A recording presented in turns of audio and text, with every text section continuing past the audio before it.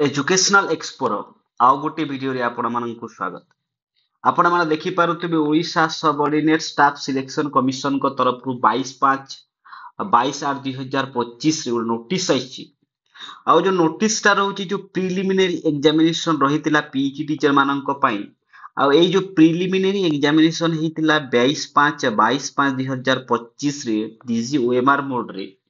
आउ एहार जो रिजल्ट आसी जाइछि एठी पोर्टल रे जो ଲେଖା ହେଇଛି କି ଯୋଉ କମିଶନଙ୍କ ଯୋଉ ନୋଟିସ ଟା ଅଛି ଏଥିରେ ଲେଖା ହେଇଛି କି ଯୋଉ ପିଲାମାନଙ୍କୁ ସିଲେକ୍ସନ କରାଯାଇଛି ତାହା 5 ଟାଇମ୍ସ କରାଯାଇଛି। ସପୋଜ ଯଦି 5ଟି ପୋଷ୍ଟ ଅଛି ଦେନ୍ 25 ପିଲାଙ୍କୁ ସିଲେକ୍ସନ କରାଯାଇଛି ଫର ମେନ୍ ଏକ୍ସାମିନେସନ। କାହା ପାଇଁ? ମେନ୍ ଏକ୍ସାମିନେସନ ପାଇଁ। ଆଉ ଏଠି ତାଙ୍କର ରୋଲ ନମ୍ବର ଡିଷ୍ଟ୍ରିକ୍ଟ ସହିତ ଦିଆଯାଇଛି, ତା ସହିତ କେତେ କଟଅଫ୍ ଯାଇଛି ମିନିମମ୍ କଟଅଫ୍ ତାହା ମଧ୍ୟ ଦିଆଯାଇଛି।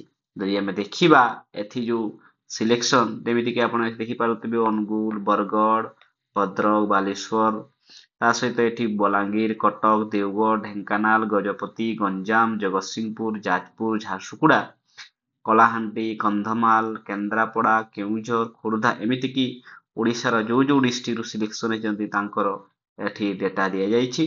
ता सहित जदि हम कटअफ देखिबा तो कटअफ जाइछि जो फिजिकल एजुकेशन टीचर पीईटी पई यूआर रो 53.10, यूआर वुमेन जाइछि 48.76, एसटी कटअफ जाइछि 30.45, एसटी वुमेन कटअफ जाइछि 31.75, एससी कटअफ जाइछि 30.08, एससी वुमेन कटअफ जाइछि 30.10 और एससी बीसी कटअफ जाइछि 52.41।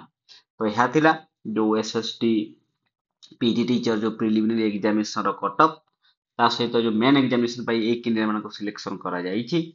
मेन एग्जामिनेशन रो नोटिस टा मध्ये आसी जाइछि, आपनकु मु नेक्स्ट वीडियो रे जणै देबी। ता सहित आपण ए वीडियो देखिथिबारु आपण माननको धन्यवाद।